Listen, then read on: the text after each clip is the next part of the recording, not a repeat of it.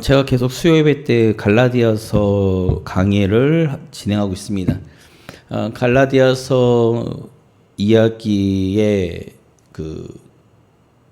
우리가 다시 복습하는 의미에서 얘기를 하자면, 갈라디아 교회, 이방인 교회였던 갈라디아 교회에 바울이 떠나고 난 다음 유대인 그리스도인들이 와서 바울의 복음이 뭔가 부족하다, 그 부족함을 채우기 위해서 너희는 율법과 할례를 행해야 된다라는 그런 논조로 갈라디아 교인들에게 이야기를 했고, 갈라디아 교인들은 바울의 그 표현대로 보면 그들의 마음이 흔들려서, 그들의 믿음이 흔들려서 바울이 전한 복음이 아닌 그들 유대인 그리스도인들이 전하는 그 복음을 따라가는 그런 모습들로 갈라디아서의 배경이 되는 것입니다.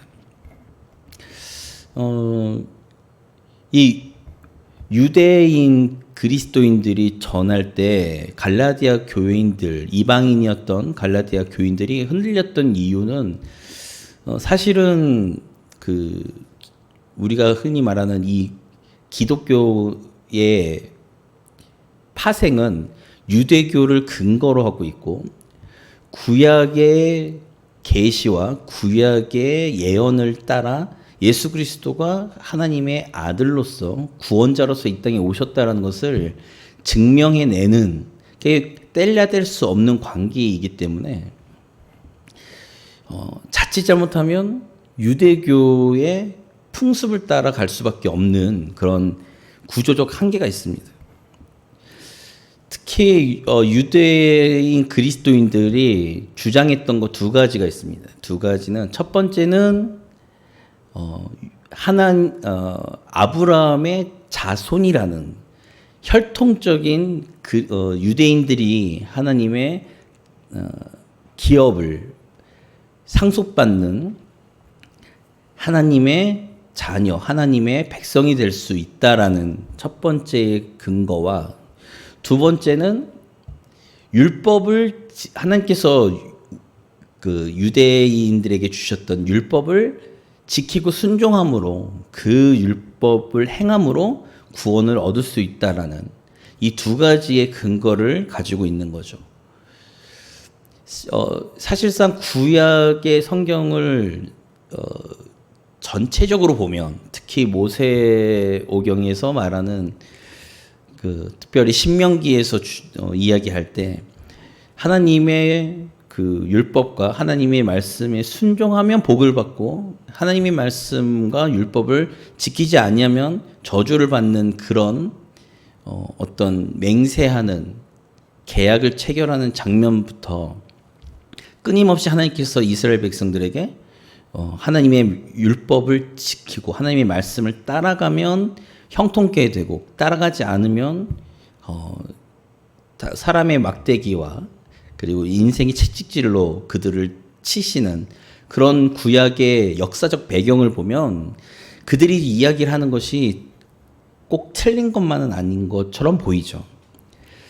그러나 이 구약 성경이 능통했던 바울이 그의 시선으로 풀어낸 이야기, 아까 말씀드렸던 첫 번째는 아브라함의 자손으로 된 혈통으로 이스라엘 백성, 하나님의 백성이 되는 그 첫 번째 이유와, 두 번째, 율법을 행함으로 하나님의 구원, 그리고 하나님의 자녀로서, 하나님의 백성으로서 살아가는 근거를 얻을 수 있다라는 이 두 가지를 오늘 본문에서 바울이 지금 논리적으로 설명하고 있습니다. 말씀을 보겠습니다. 말씀을 보면 15절의 말씀입니다. 15절의 말씀을 보면 제가 읽겠습니다. 형제들아, 내가 사람의 예대로 말하노니 사람의 언약이라도 정한 후에는 아무도 패하거나 더하거나 하지 못하느니라. 여기서 이야기하는 것은 실질적으로 사람과 사람 간의 계약, 여기서 이제 언약으로 표현했는데, 계약을 정하면 그 정한 계약을 패하거나 더하거나 할 수 없다는 거죠. 흔히 말하는 갱신을 할 수는 있습니다. 그 갱신은 양 당사자의 합의에 의해서 가능한 거죠. 그러니까 이게 계약으로 묶인다는 것은 굉장한 법적 구속력을 갖고 있기 때문에 이게 그만큼의 큰 무게감을 갖고 있는 거죠. 그러니까 사람들끼리의 그 계약으로도 충분히 함부로 이것을 변형시키거나 빼거나 이것을 계약을 파괴할 수 없다라는 것을 바울이 이야기하면서 16절의 말씀을 보면 하나님께서 약속을 하셨는데 언약을 체결하셨는데 이 약속들은 아브라함과 그 자손에게 말씀하신 것인데 여럿을 가리켜 그 자손들이라 하지 아니하시고 오직 한 사람을 가리켜 내 자손이라 하셨으니 곧 그리스도라.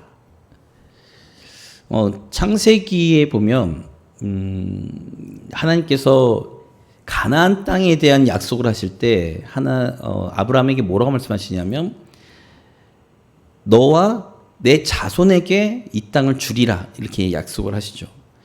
이 부분에 있어서 복수형이 아니라는 겁니다.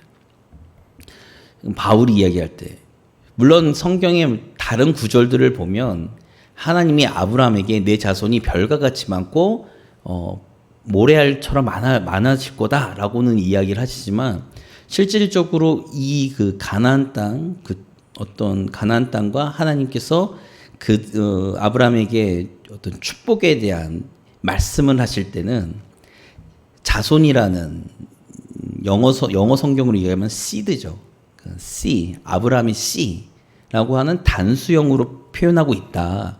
바울이 그 이야기를 하면서 여기서는 혈통으로 된 이스라엘 백성들, 그 자손들이라는 복수형을 쓰는 것이 아니라 자손이라는 C라는 단수형으로 결국에 아브라함과 그 단수인 자손은 예수 그리스도를 의미한다라고 이야기를 하고 있습니다.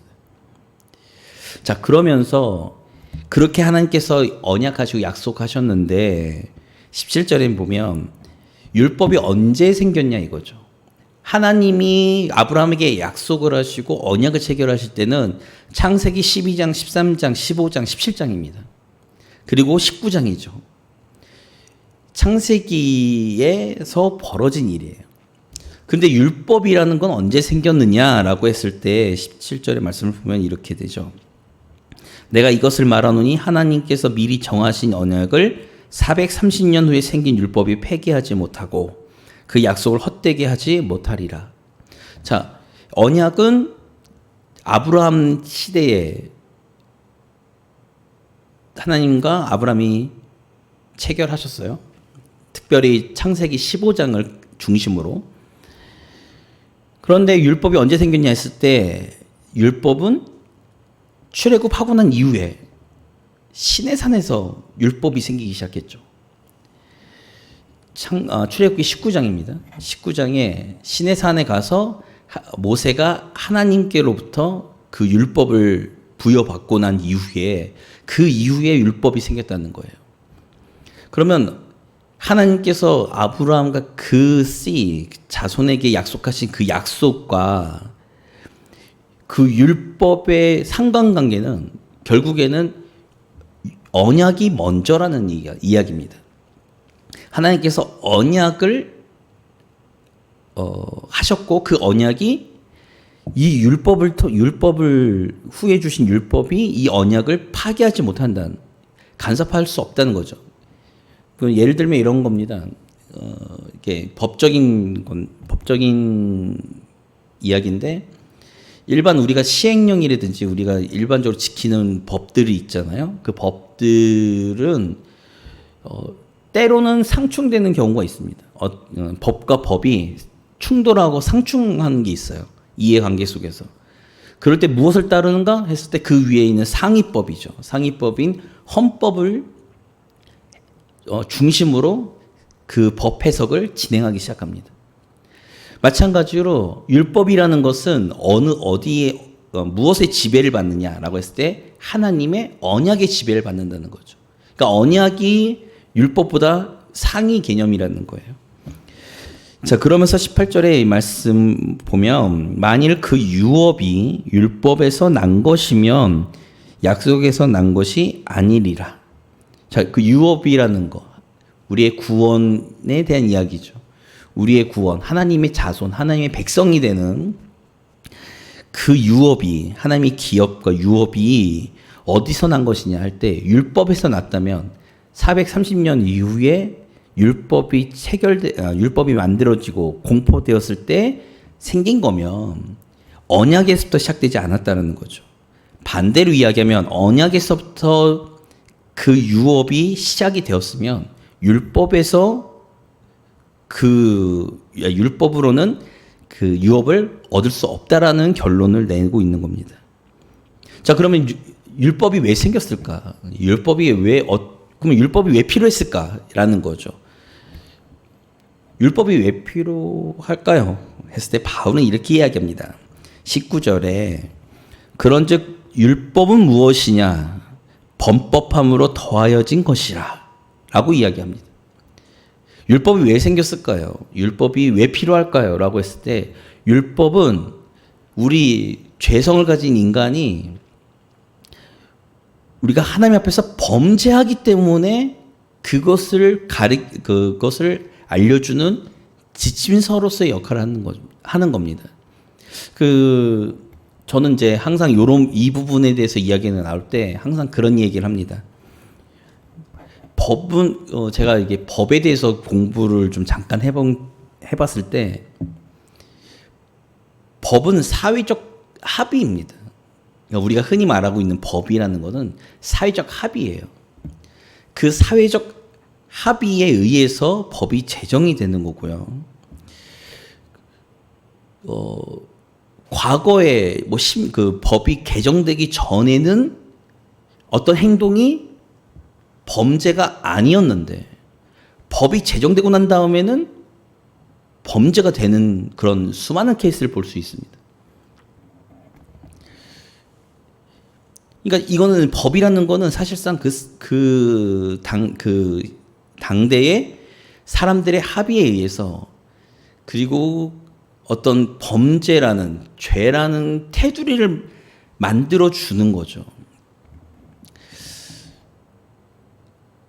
그런 부분에 있어서 율법이 왜 필요하냐 했을 때 우리 인간이 죄인인 줄 모른다는 거예요.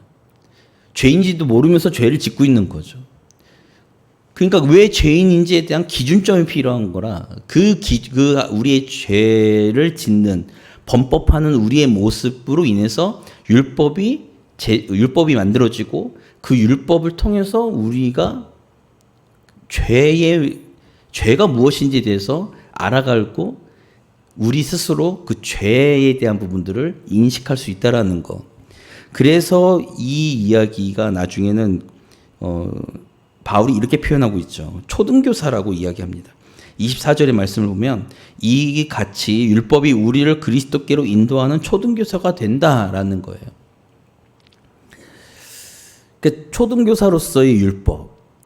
그러니까 우리가 어떤 것을 가르쳐주는 초등교사냐 했을 때 우리가 죄인이라는 것을 알려주는 지침서 같은 것입니다. 그래서 필요한 거예요. 근데 그 필요한 것이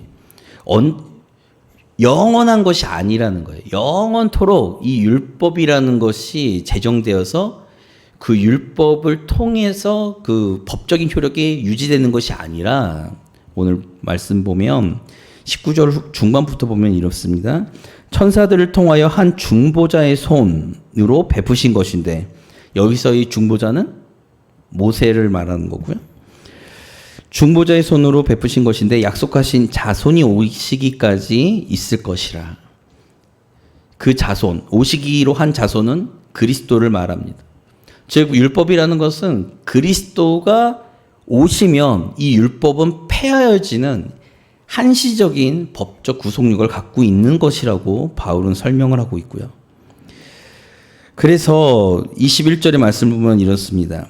그러면 율법이 하나님의 약속들과 반대되는 것이냐? 결코 그럴 수 없다라는 거죠. 만일 능히 살게 하는 율법을 주셨더라면 의가 반드시 율법으로 말미암았을 것인데 그렇지 않다는 거죠. 의는 우리가 율법이 제정되기 전부터 하나님은 창세기에 아브라함이 하나님의 말씀을 믿음으로 그것을 의로 여기셨다라고 말씀하시는 거죠. 그래서 결국 하나님이 의로 여기시는 것은 율법을 지키고 율법을 준수하는 것이 아니라 믿음을 가졌느냐 안 가졌느냐 이것으로 하나님께서는 의를 기준점을 삼는다는 건데 지금 갈라디아 교회에 와가지고 설파하고 있는 유대인 그리스도인들은 율법을 지키는 것이 의이다라고 이야기를 하는 겁니다. 그러나 22절의 말씀 보면 성경이 모든 것을 죄 아래 가두었습니다. 그러니까 죄 아래 있는 것이라고 성경은 선포하고 있죠. 죄 아래 있는 것이기 때문에 결국 우리가 하나님의 유업, 하나님으로부터 받는 구원을 얻기 위해서는 예수 그리스도를 믿는 믿음으로 우리는 그것을 받을 수 있다라고 선언을 하는 것이고요. 자, 그래서 23절의 말씀을 보면 결국에 이렇게 선포하고 있습니다. 믿음이 오기 전에, 믿음이라는 것은 예수 그리스도가 이 땅에 오셔서 우리가 예수 그리스도를 믿는 믿음을 말하는 것이죠.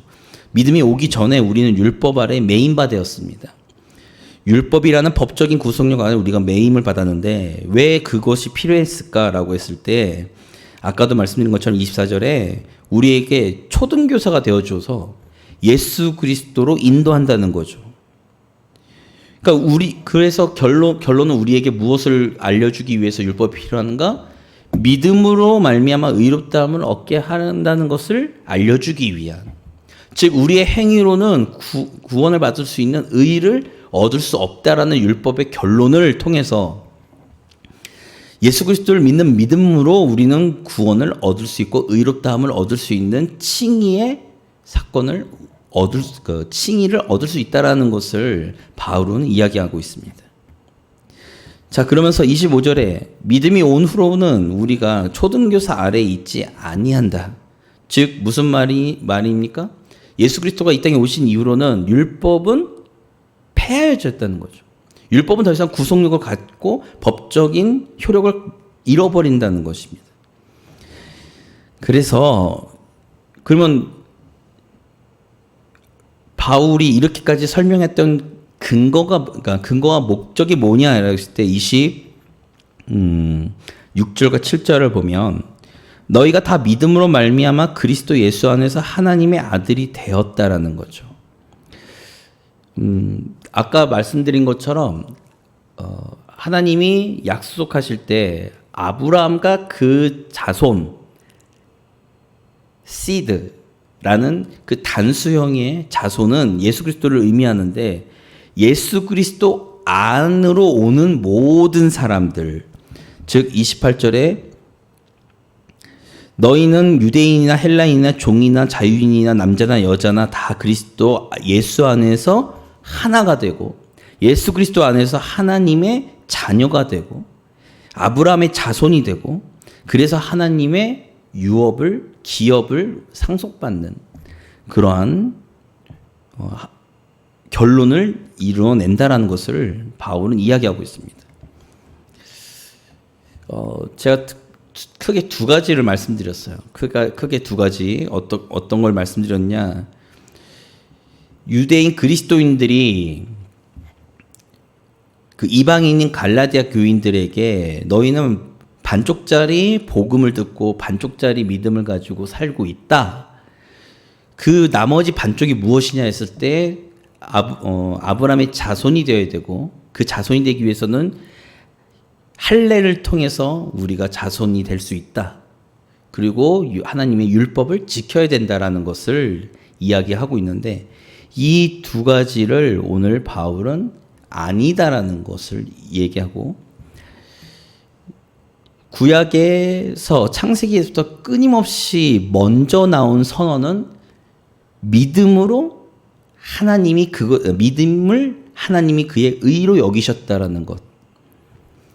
의율법을 지킴으로 율법을 행함으로 의로 여기신 게 아니라 믿음을 보시고서 그 믿음으로 의로 여기셨다라는 것.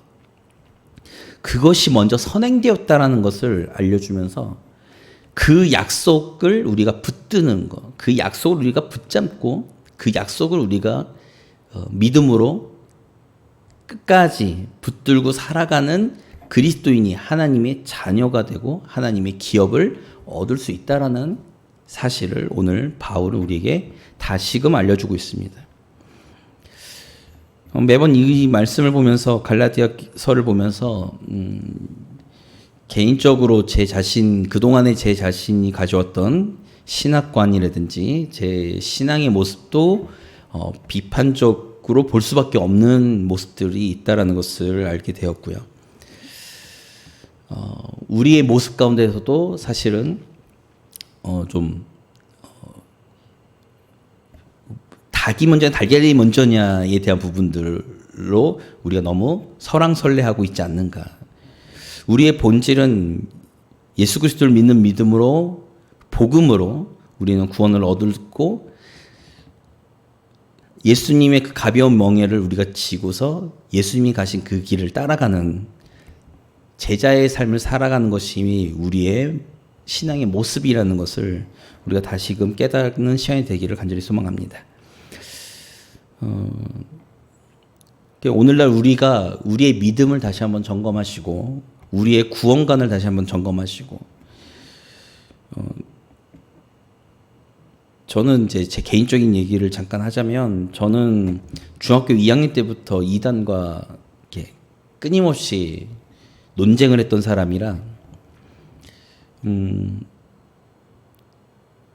굉장히 이렇게 혼탁해지는 우리의 신앙, 우리의 모습이 있다라는 것을 그때부터 제가 알고 있고 얼마나 우리가 우리의 신앙과 우리의 구원관이 옅으면 이단이 와서 한번 흔들면 그냥 우리는 도미노처럼 다 무너지는 그런 아주 얇은 구원에 대한 확신을 가지고 있고 믿음을 가지고 있다라는 것을 그때부터 오랜 시간 논쟁하면서 깨닫게 됐고 그렇게 우리가 더더욱 집중해야 될 것은 바로 복음이라는 것을 우리의 신앙의 시작점인 복음. 저는 가끔 그렇게 이제 표현합니다. 우리의 신앙은 복음으로 시작해서 복음으로 끝난다라고 말씀을 자주 드리는데 우리가 복음으로 붙들고 살아가는 우리 한사랑교회 성도님들과 제가 되기를 간절히 소망하고 주님이 다시 오실 그날까지 우리가 하나님이 기뻐하시는 그런 신앙의 모습, 믿음의 모습을 소유하는 교회와 성도가 되기를 간절히 소망합니다.